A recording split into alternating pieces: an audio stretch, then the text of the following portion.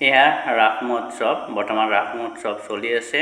কেইবা লক্ষাধিক টকা খৰচ কৰি এনেকুৱা ধৰণৰ বৃহৎ অনুষ্ঠান এটা আয়োজন কৰাৰ প্ৰাসংগিকতা আছেনে, এই বিষয়ে আজি আলোচনা কৰিবলৈ ওলাইছোঁ।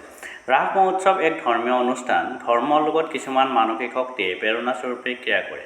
যেনেকৈ ব্যক্তিৰ জীয়াই থকাৰ বাসনা, আত্মবিশ্বাস আৰু কল্যাণ লাভৰ আগ্ৰহ আৰু আত্ম উপলব্ধিৰ আকাংক্ষা।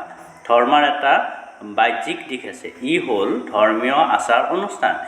এই বাহ্যিক দিশৰ মাজেদিয়ে ধৰ্মীয় অনুভূতি প্ৰকাশ পায়।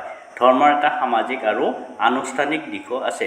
সমাজৰ বিকাশৰ লগে লগে পৰিৱৰ্তিত পৰিস্থিতি আৰু পৰিৱেশত মানুহ বেছি নিঃসংগ হৈ পৰিছে।